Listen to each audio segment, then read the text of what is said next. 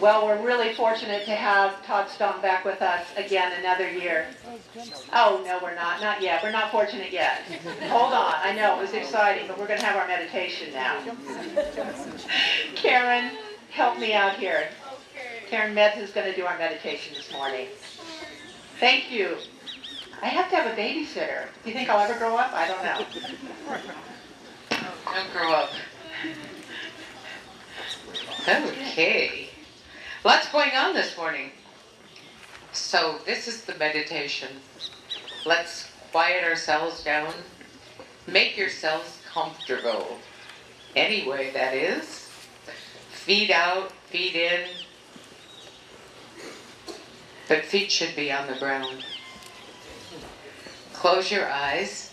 If you prefer, you can keep your eyes open too. But turn off your mind. Breathe in through your nose. Then breathe out through your mouth.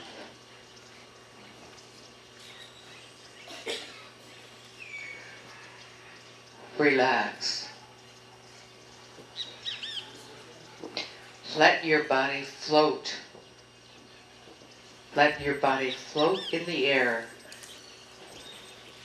Feel like a puppet whose strings are attached to a cloud.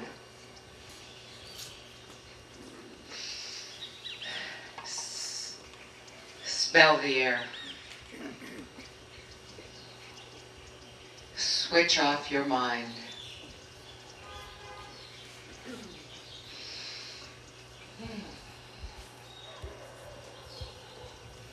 Notice your breath.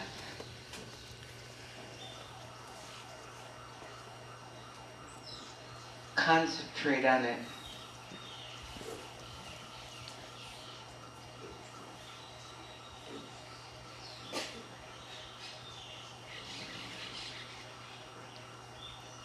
Drink in this beautiful, moist, sunny day.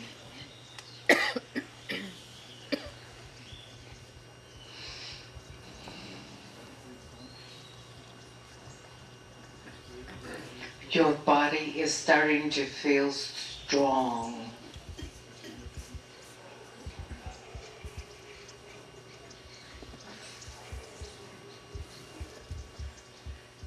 Feel like a bird. Fly.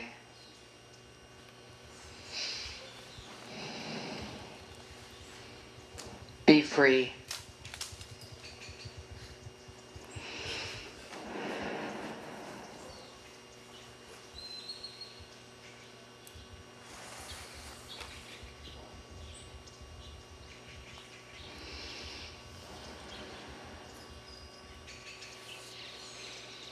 Take another deep, deep breath.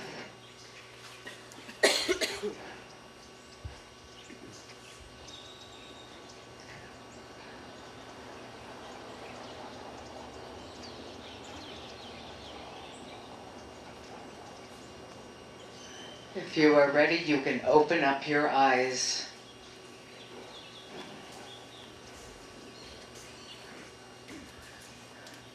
Time to float through the day.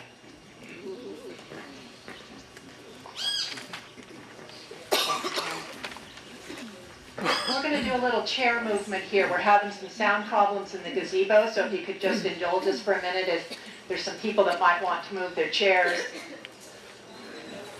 I'm going to see if I can whip up a little more on this lift for a second. How about your belly usually hides your big hips for one of the things cool about men.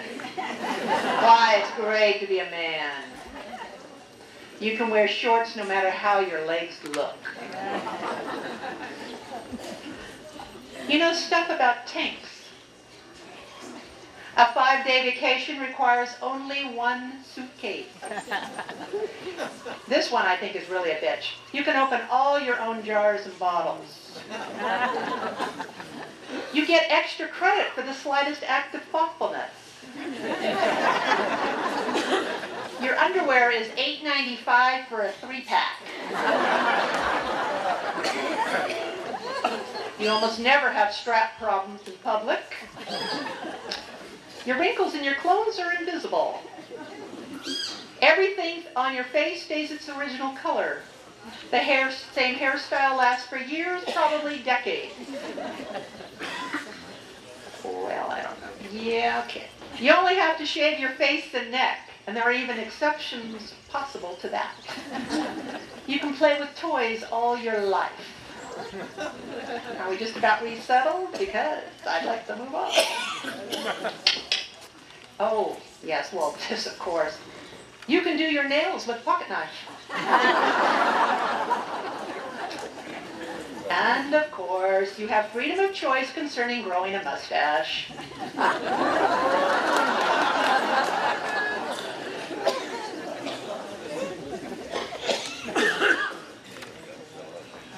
Okay.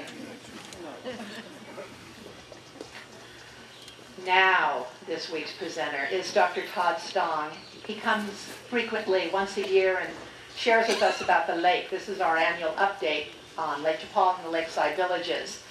He's been a civil engineer for more than 30 years, half in construction overseas and half in directing research laboratory programs here in the U.S. And he spent the past 20 years in Africa, Asia, and Latin America as a volunteer engineer. And his most recent 13 years, thankfully for us, has been serving the needs of 42 villages lakeside. One year he drank lake water when he gave his talk. I don't know what the hell he's going to do this year, but please welcome Dr. Todd Stong.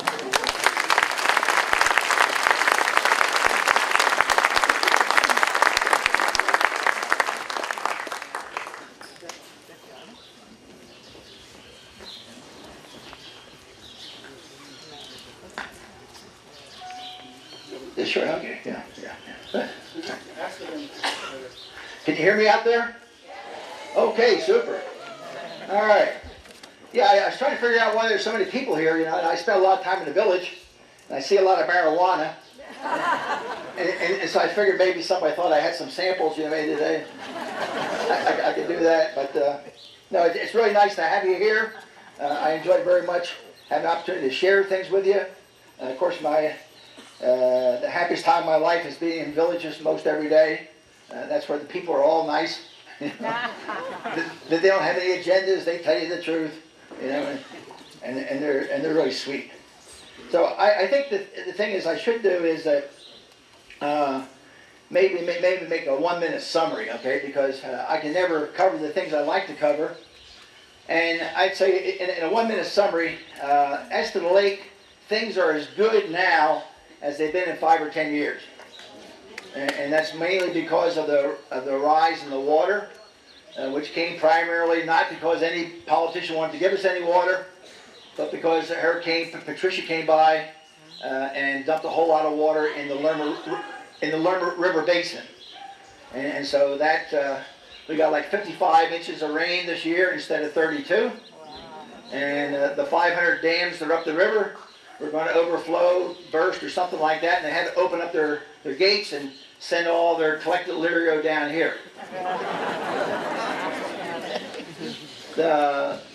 I think you can see that the pace has been rapidly changing. I mean, I think when I first came here it was 10, and then it was 11 and 12 for a long time, and then we suddenly here this past year had things shoot from 13 up to 18, and you know, the real impact of that is the poor people are even more poor. And that's sort of sad. Corruption is the same. I haven't seen it go up or go down. It seems to be a constant commodity at the county level, the state level, the federal level.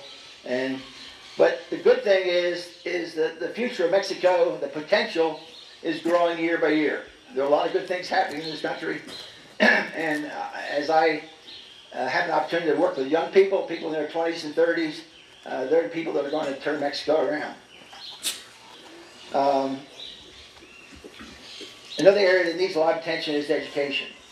Because most of the places that I work in rural areas, less than 5% of the children, you know, go to high school. And so you can imagine, you know, their chances in life. Well, anyway, that's a quick summary. Another point I might say is that people above are taking a greater interest in us at Lakeside. And I'm a part of a group of counties that are working with what they call the Zona Metropolitano in Guadalajara to look at plans for incorporating the counties down here along the lake into the metro area of Guadalajara. And so they're anxious to come up with plans for this area. And so some of those are great, maybe some aren't so great. And I think we'll need to want to put our voice in for that. But of course, when you're at a large-scale planning, you want to try and make sure where you want to put highways are not filled up with houses next year. And so you like to know early on where you're going to reserve land. And so there's a lot going on right now with highway planning, things like that. I'm also with a group called IPROMITUS, which is 20 counties around the lake in this area. And they likewise would like to combine, have a common sort of approach to projects that are ongoing. The greatest interest right now is in wastewater treatment. And most of the projects I'm working right now are in wastewater treatment. And so I have in action or planning 35 projects right now in 14 villages. And so I don't want to beg, but I would like some interested people who might want to help. You know, if you have any engineering background, if you have any kind of a supervisory background, if you can read a piece of paper and see if they're building it that way, that would help. If you could edit some paper, you know, that would help. If you're a computer graphics guy, that would be great, because I do everything with a pencil, and it doesn't always come out good when you scan it. But anyway, I would like some volunteers if somebody has some time out there. As to the lake itself, right now it's about 60% full at this time.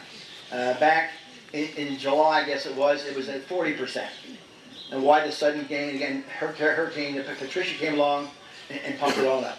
Because the level of the lake, and I hope if you learn nothing else, going at the lake, the rainfall in this area has nothing to do with the level of the lake. Okay, I hope you understand that.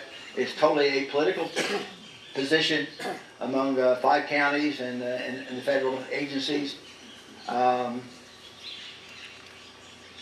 There's enough water for everybody, but the water right now is going to people who make the most money from it. Okay, and if you make money, then that becomes political. So anyway, the lake right now is 9 foot below being full. So if the lake was full, I guess 9 foot, we're probably about here, you'd be up to there. Okay, so if you go out the door of the Nueva Posada and you look to the right, you look about 12 foot. That's where the lake would be. 12 foot up from to the door, the side door of the Nueva Posada there. Back in 2001 and 2, the lake was down 22 feet. If you can imagine 22 feet, that's up here somewhere, okay? And so that was really a desperate time for the lake. About 14% full by volume versus 60% now, with its 9 foot down. And like I said, it was the rain that brought it back up, although the newspapers tend to always say that. The federal government had to take some action because Guadalajara is the #2 city in the country, and we got 5 million people there, and something had to be done because they depend on the lake for water, for the 60% of their water. And so in 2003 and 4, the lake came up like 16 foot. So you know that's nothing natural, okay? To come up 16 foot all of a sudden in 2 years like that. The lake will never be full in the lifetime of anybody here. Because again, it's a political thing. The best thing I can say is that I have sent a number of papers to Governor Aristoteles Sandoval in Jalisco here, explaining that the various minerals and such in the lake are okay as long as we have enough water, enough dilution. All right? And so I've looked at data for about 30 years and put that at about 30%. When the lake's below 30%, it's impossible for the water treatment system in Guadalajara, which takes care of 3 million people, to provide water that meets standards, either Mexican standards or World Health standards. So I think, although I haven't been able to talk to him at all, I haven't been able to get past his warriors, you might say. but I know you see in my papers the lake's been at least 40% full, okay? And so, like I say, we're quite happy to see it more full right now.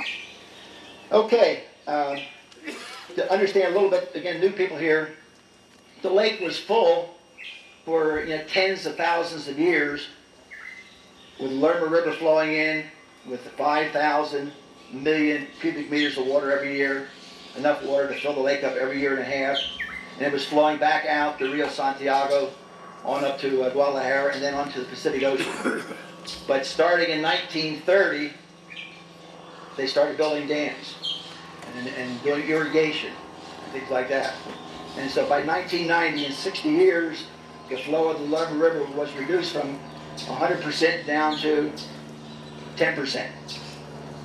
And so since 1990, we've had several years, I think about 6, where no water at all has come to the lake from the Lerma River itself.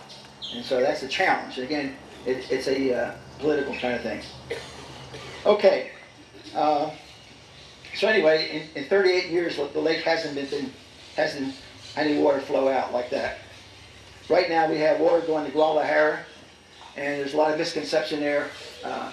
People who like to run for political office often, say all kinds of things about Guadalajara and how it's negative to us. But Guadalajara is probably the best guerrilla around to help us.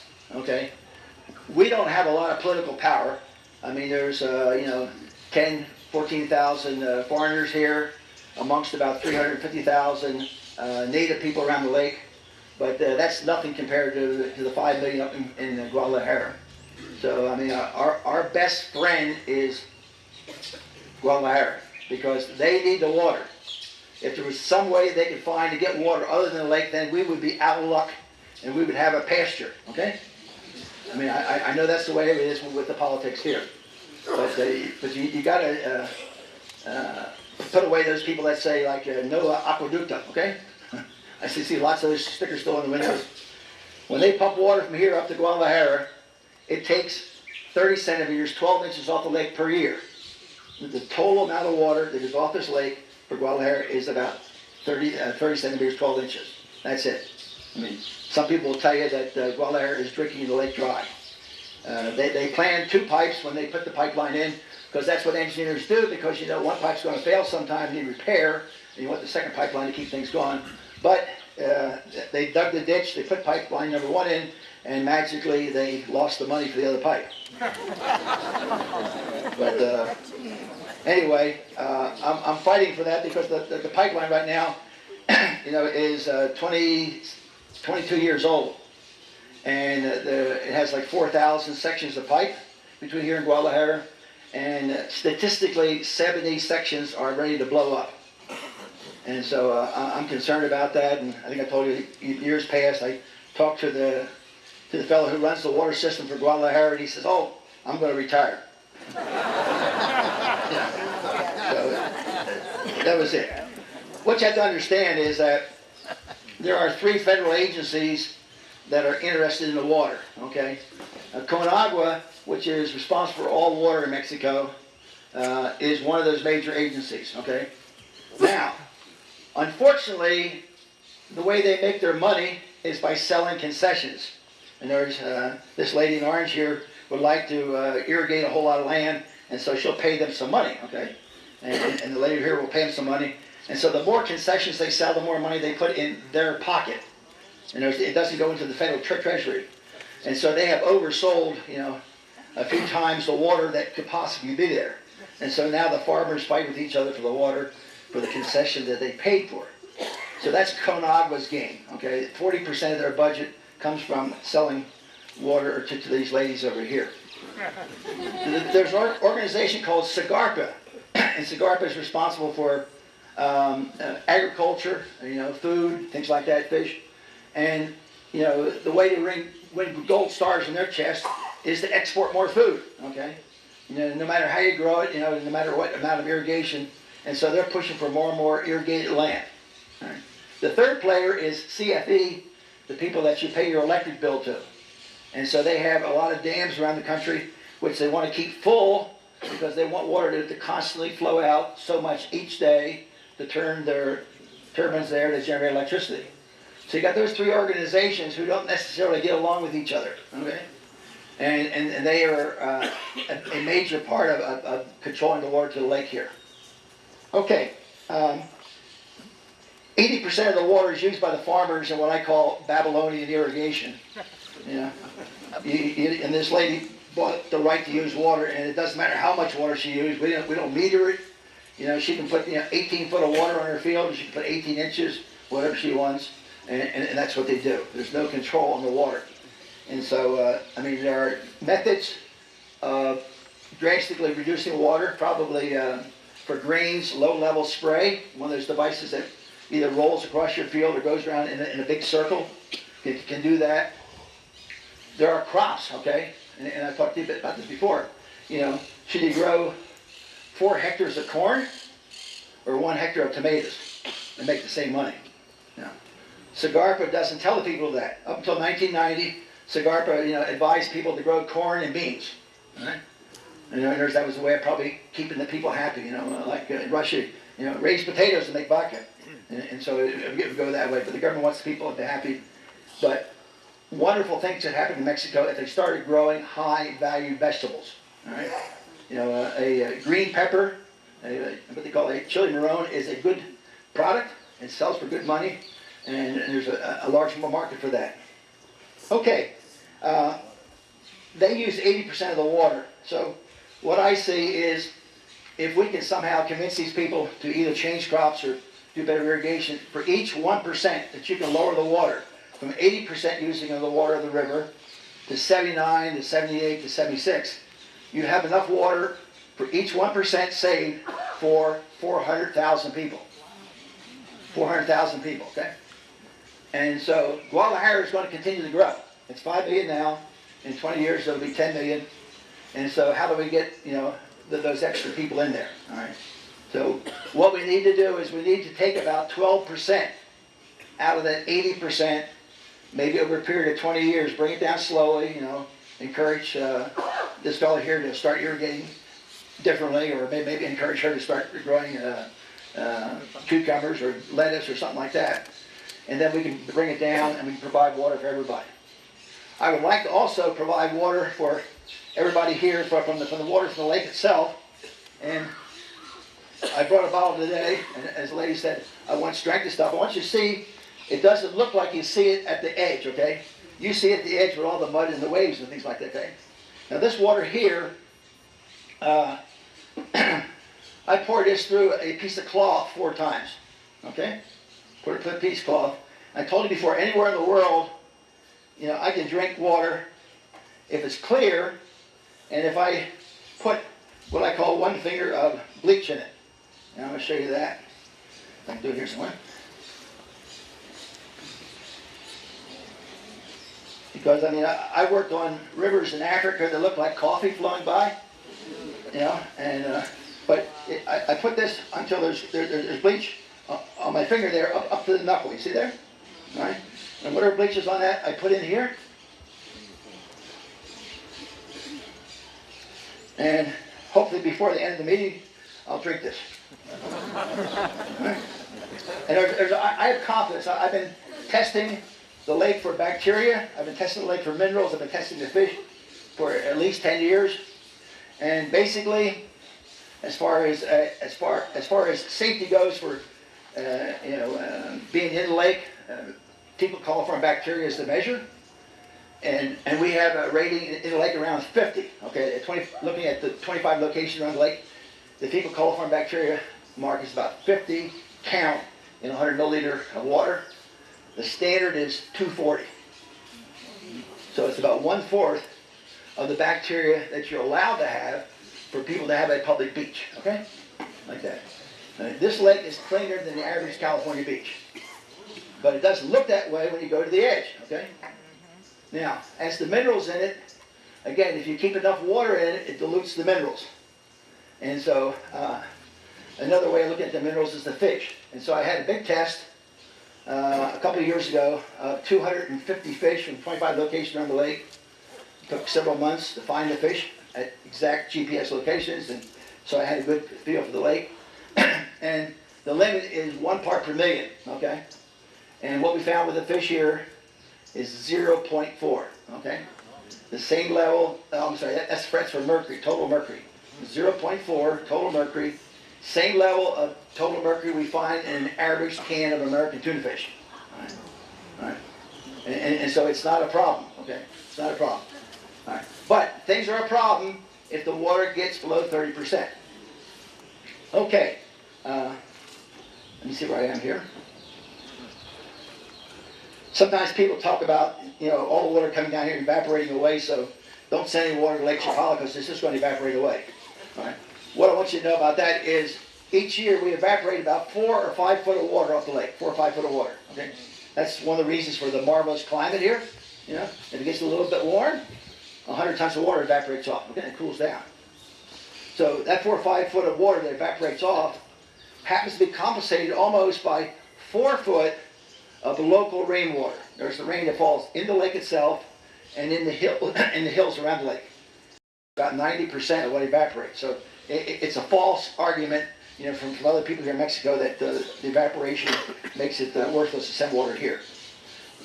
Okay. Okay, Lirio. In 2001 and 2, the lake was down to 14% full. Really bad. And along with it came the Lirio, okay? And Lirio came from the dams, but also, if you could look at the lake and you go across the water and up the shore, all that sand now was inundated with water. And guess what was in the sand? Millions and billions of Lirio seeds. And so they were now wet. And so they began to pop up and began to float out into the lake. And we had, at one time, about a third of the lake covered with that. And it was beginning to affect the fishermen and things like that. And so right now we've had a new mass of Lirio. But I've been out there a couple times in the last few weeks. And it's not significant, okay? It's not significant. It's broken up in a lot of places. It's in small patches. I don't see anything big happening with it, okay? What they did last time was they hired a lot of contractors, because this fellow here with the haircut, yeah. My dad looked the same, and I'm probably going to be the same too. But anyway, they went out and hired, their aunt and uncle, with a dump truck and with a backhoe and a crane, any kind of equipment. They spent millions and millions of pesos, okay? And they were pulling the Lirio out, let's say 5 tons a day, and the Lirio was growing 10 tons a day, I mean, it was just a moving pocket from one guy's, pocket to another pocket. So, and a notice came out, I think about a week and a half ago, that the government was sending 40 million pesos down here to the counties to help with the Lirio, and the county, the president of the state, Jalisco, came on down to Chapala, I think it was yesterday or the day before, and said, here's 2 million pesos for you to work on the Lirio. Okay? And so I'm hoping that there's not a line of aunts and uncles over here with backhoes, And so what I'm trying to do is I'm trying to encourage the counties, put the money in the pockets of poor people. Have the poor people go out there and each time they fill up a boat, bring it to the shore, we'll pay them 200 pesos a boat. And then that way, whatever they do will work out. Because most of the Lirio is really near the shore, okay? Because the wind blows it in, it gets caught near the shore. And somebody said here he was out kayaking and they were getting rash on their legs and things like that, And I don't know anything about that. I talked to the fisherman. The fisherman said, please let the Lirio stay here a couple months. Why is that? Oh, he says, the chorale, the little teeny fish, are really growing like crazy under the Lirio. And so you have to think about a couple of different things going on. So I like best to do projects where we put money into the hands of the people, okay?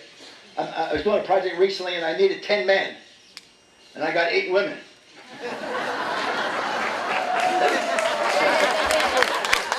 And they were digging holes, with a bar and shovel all day long, okay? I mean, they worked 8 hours a day for me, okay? And they bring their kids, and they're all sitting there, and they're throwing the dirt over there, and the kids are moving out of the way, They're working away. But the best thing you can do is put money in the pockets of poor people, okay? Because there are poor people out here, and, I was in one village, and, there was one of these women digging, and her name was Rosario. And She's probably about maybe 75 or something like that. Her husband's about 85. And he walks over the mountain once a week, 5 miles over the mountain, to go over to the lake, to buy fish, bring them back over the mountain, and then sell them for a couple extra pesos to make some money. Okay, like that.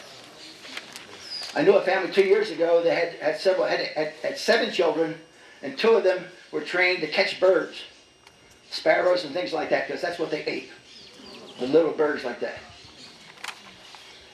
In the village I was working in last week, I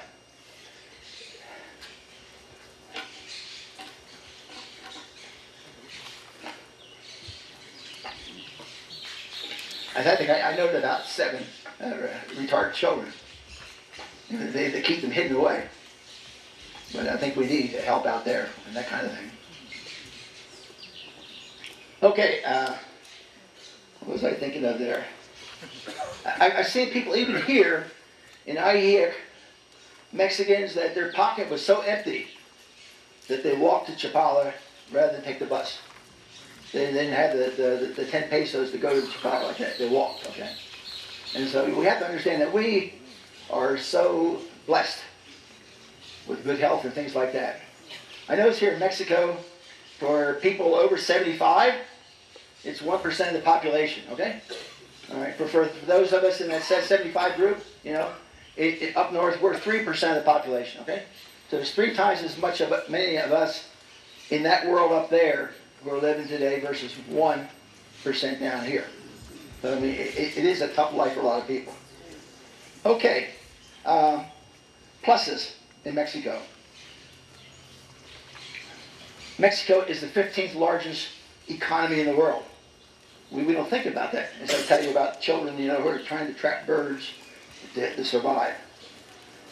It's 11th when you go down to looking at money and what you can purchase. Okay, there's just so much money a country makes, but countries can purchase things differently with their local currency. And so Mexico is number 11 in the world when it comes to GNP per capita, or GNP rather, GNP for the country on a PPP basis.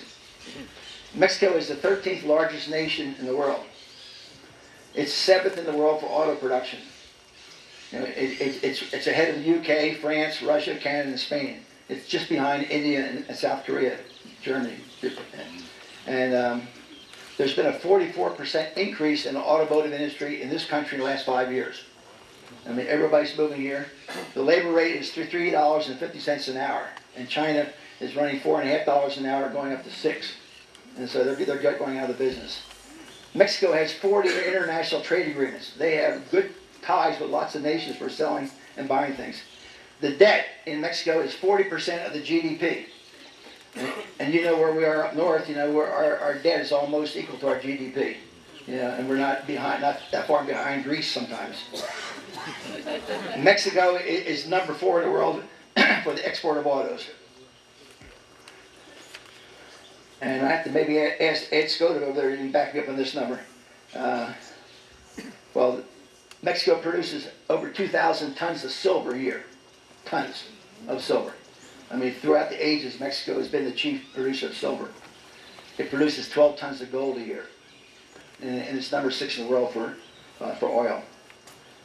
So Mexico is having a hard time right now, mostly because it's tied to oil. And the Mexican budget, when I came here, was 40% of the budget came from money off of oil. It was the cash cow. Nobody took care of it. They just gave the cow some water and beat the cow.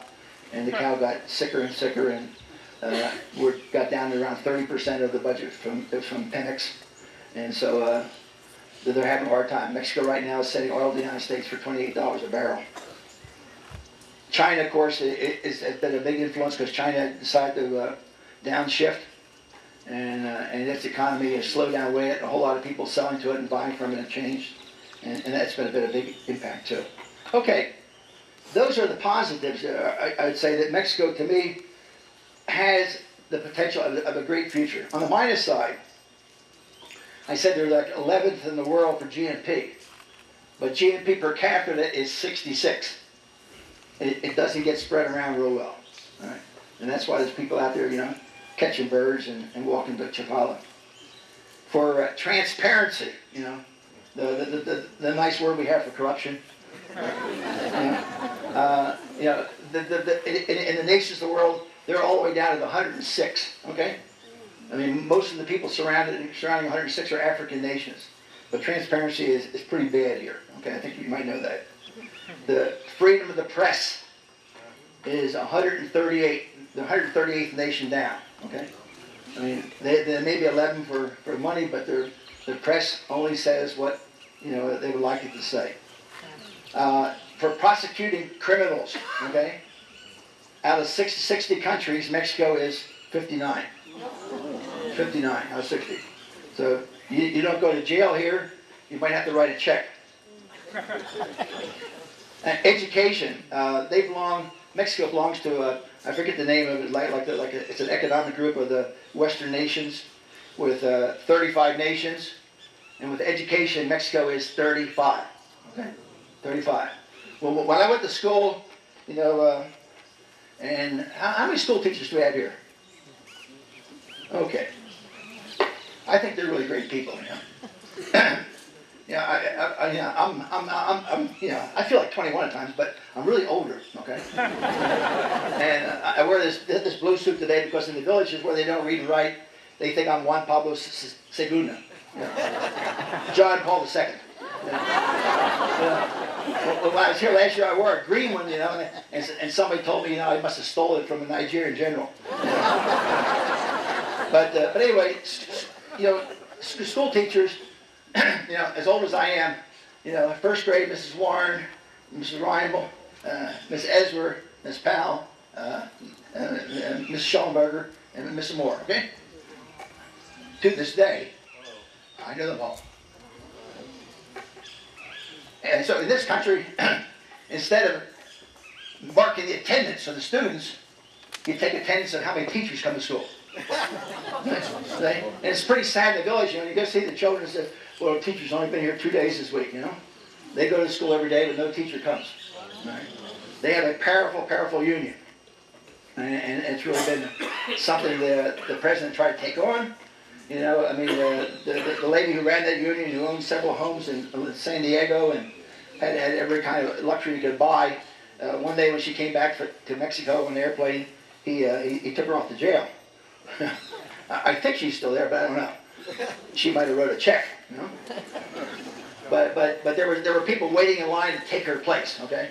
And I found that all the time in Africa. There's always a line. You try to get rid of somebody, and I was successful at getting rid of people, but they always got replaced. But anyway,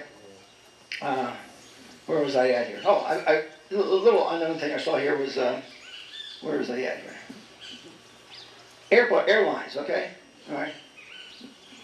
Mexico has 300 commercial airplanes. 300, okay, all right, 300. What do we have in the United States? We're a country 3 times the size of Mexico. But instead of having 300 airplanes, we have 7,500. 7,500, okay? A big difference on what's going on in the country. American has 6,500 departures of an airplane every day. Delta has 5,400 departures every day. You know. The airplanes in Mexico, I noticed, Aeromexico has 104 planes, Interjet 57, Volaris 54, Viva Airbus 27. And so I fly with Viva Airbus. It's $80 to the border, which is you can't beat that price. And I land in Ciudad Juarez. I take a taxi over the river, and I'm in El Paso, okay, for $80. Okay. Here in Jalisco is the number 4 largest population state in Mexico. Okay, there's a lot going on here. It's number 12 in the nation for farmland.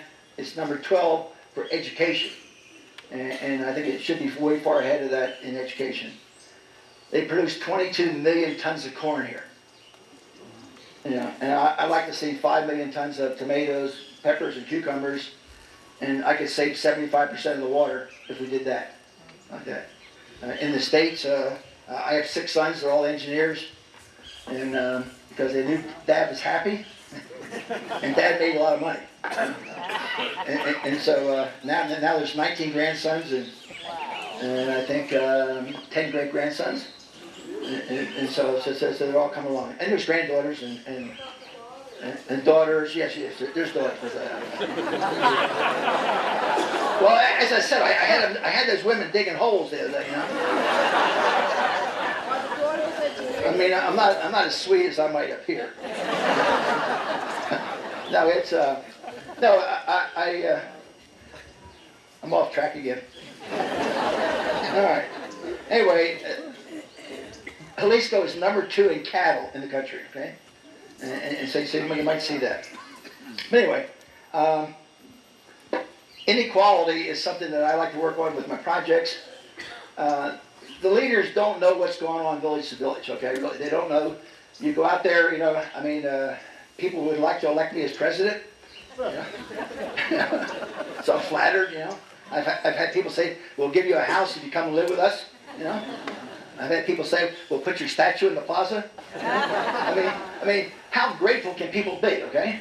I mean, it's a wonderful thing, but there's a lot of inequality here. And in the case of water, I've been working in Ponce de Leon. I have 5 villages along the lake here, indigenous villages, and they're averaging 4 hours of water per week. 4 hours of water per week, okay? On the other side of the mountain, okay? Where you can look at Guadalajara, you know, they're getting 70 hours of water, okay? And so I'm trying to have the president, you know, let's come up with a solution somehow, you know, so they can have more water. He put equality there. The other thing on the equality was, what was I thinking of here? Oh, the average income in the federal district, you know, down in Mexico City area, is twice the average income of the rest of the whole country. Right? And I thought that was pretty bad. But then I looked at the internet last night, and the same thing happens in Washington, D.C.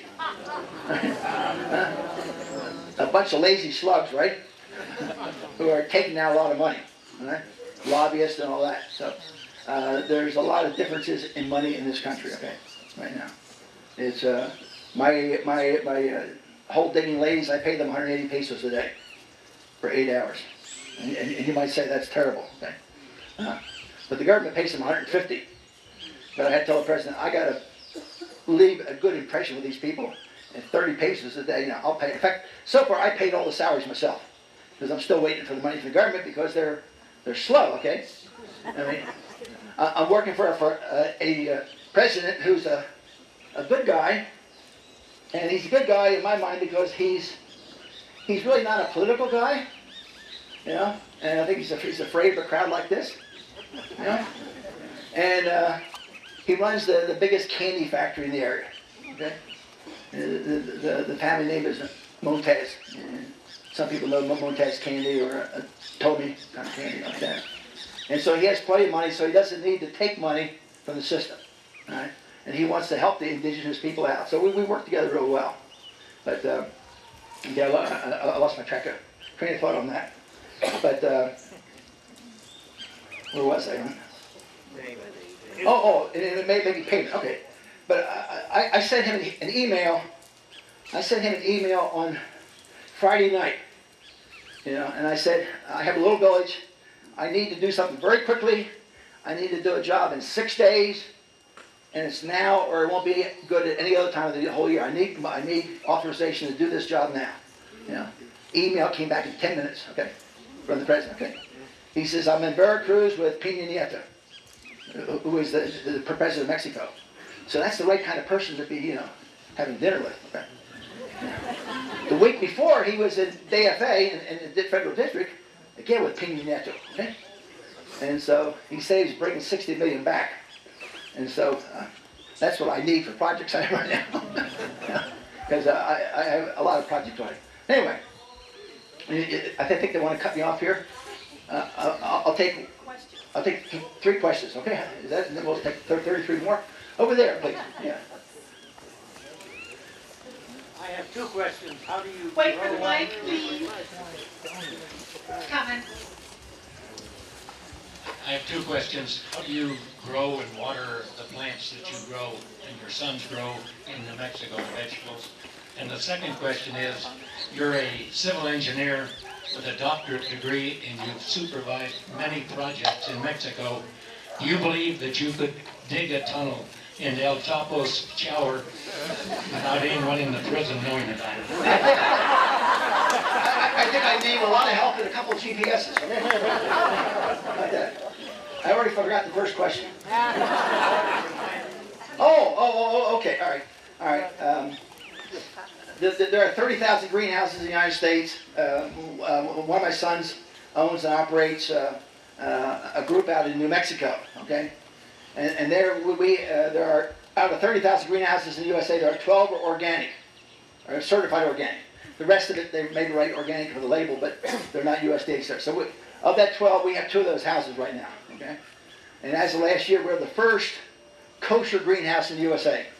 You know, we grow things for rabbis, who are coming down from New York City, and their vegetables coming out of Israel are getting bombed out all the time, because those plastic greenhouses don't do real well, against bombs.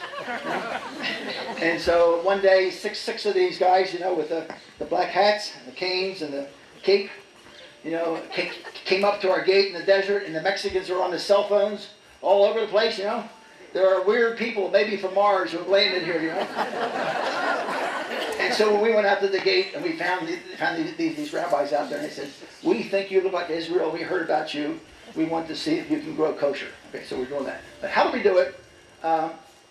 There's a lot of things, but basically the water business. On a 1 acre greenhouse, I have 3,000 gallons of water, and I had 300 pounds of powdered minerals, okay? Out of that mountain, we get something that's like sodium. Out of that mountain, we get some sulfur. And out of there, we get some potassium. And over here, we get some calcium. We then make a menu because, this lady in green here may be a tomato, okay? A hot tomato, okay, It's a good thing I didn't call her broccoli or something. Yeah, well, anyway, this hot tomato here has an appetite for certain minerals, okay? I mean, she really does. If the tomato could jump up and say, "Hey, I want some of this," you would learn that what you're throwing on there may not be what a tomato likes. It may be what a pepper likes. It may be what a carrot likes. Anyway, we tailor the minerals, the powdered minerals that go into the water every morning based on what the plant needs, okay? And then we send the water out, and we put water on the plant 5 minutes every hour, okay? And the plant grows in a 3-gallon bag, which is full of coconut husk. The outside of the coconut, we grind it up, that fiber, and that is very antifungal. And there's, fungus is very hard to get rid of, right? Antibiotics won't do it, and we don't use any chemicals. And so we put the coconut fiber in there, and the water trickles down and runs over those little pieces of fiber, and there's all kinds of air holes in between.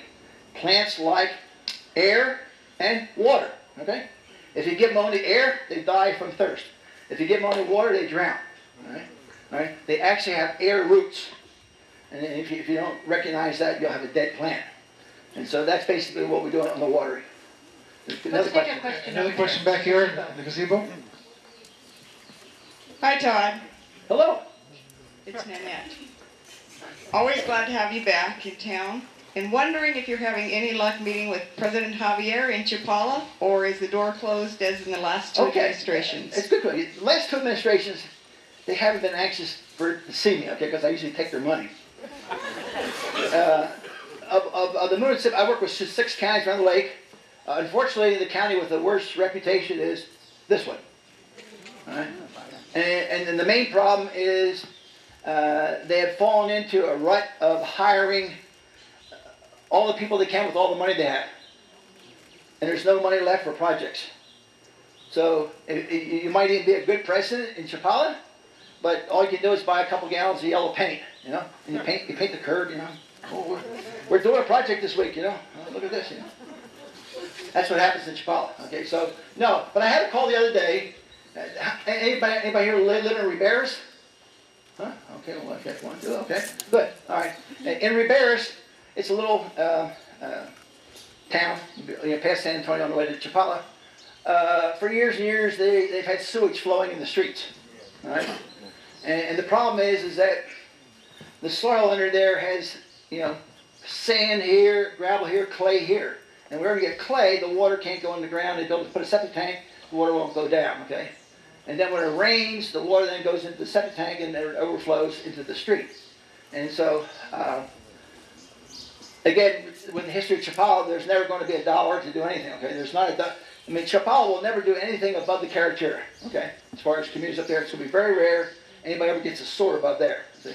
So we need to talk about what you want to do and how I can help you with that. And I can do that if you have sewage problems above the Carretera. But Rivera's, I got a phone call, you know, that they wanted help in Chapala on Rivera's.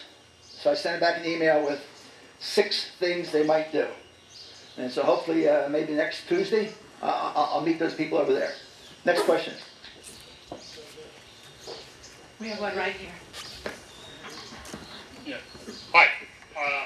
I'm aware of some growing concern in North America around the effects of climate change, warming waters, fresh water, and heavy nutrient loading leading to toxic algal growth. Mm-hmm. Is that on your radar? Is there any sign of that here? Okay. The wonderful thing about the lake is it has a couple special blessings, okay? Number one, it's shallow, okay, very shallow.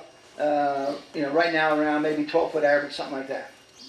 And so when the wind comes, and the wind comes in all 360 degrees during the day, right? There are waves on the lake every day. At nighttime, the waves are 5 foot high, okay? All right, as I found with my fish cages out there. Those waves churn up the water, all right? They add an enormous amount of oxygen. The level of dissolved oxygen in the lake is around 8 parts per million, which is very high, okay? Once you get down to about 2, maybe 3, fish begin to die off, all right? But it's a wonderful environment for fish and such like that because there's plenty of oxygen.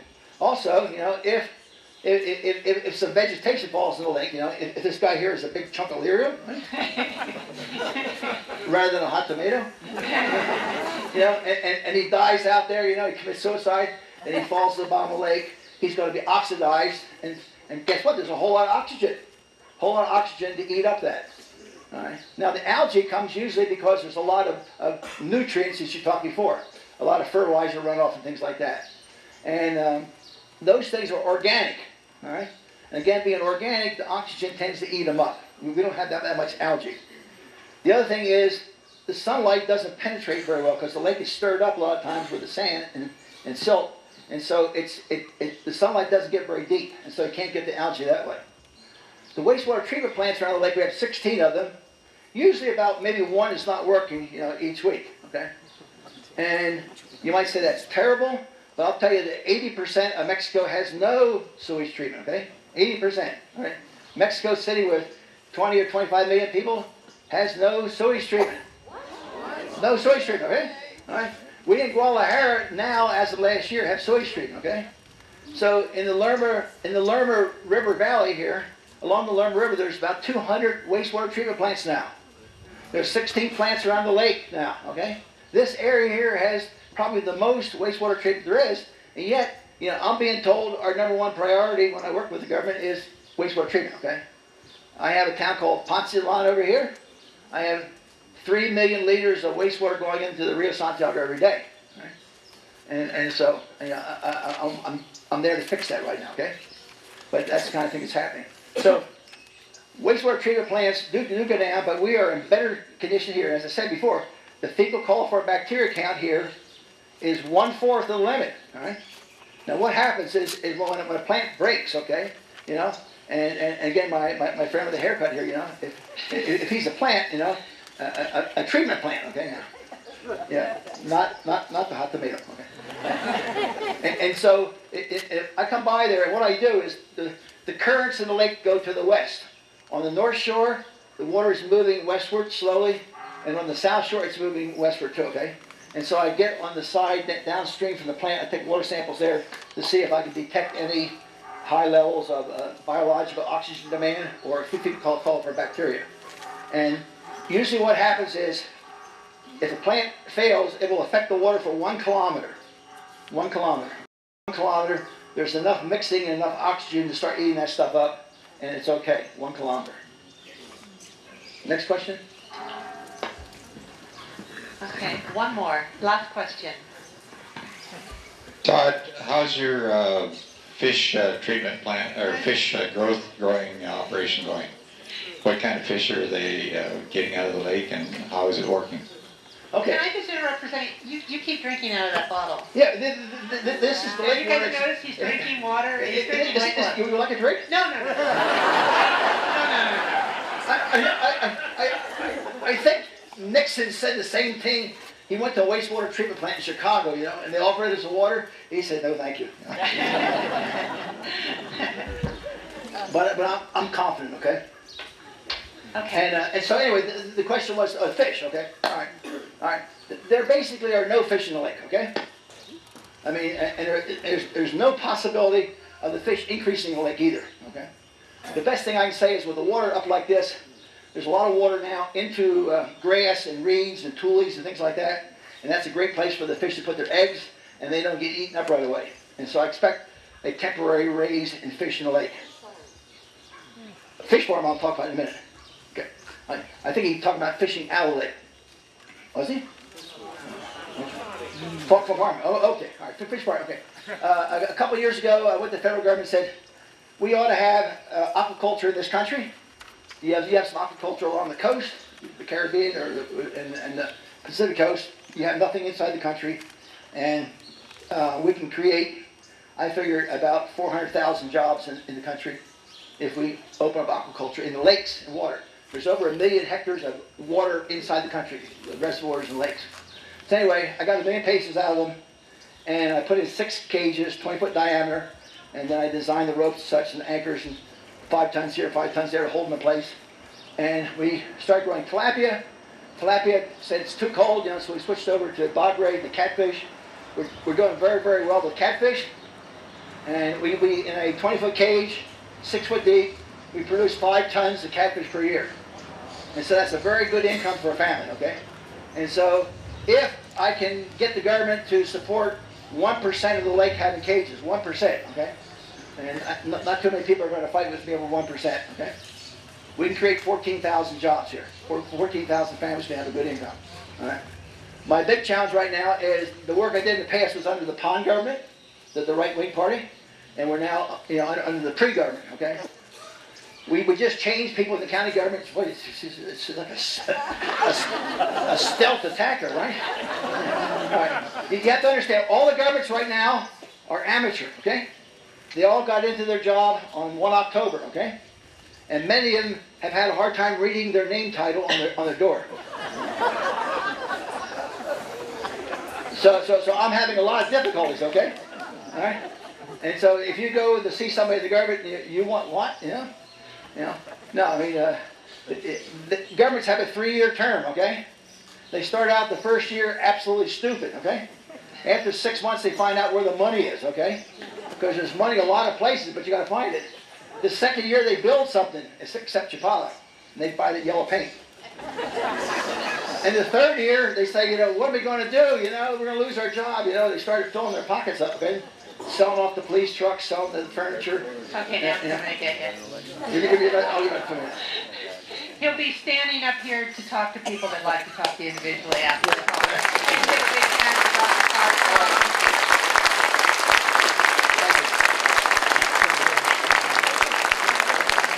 Thank you, everybody.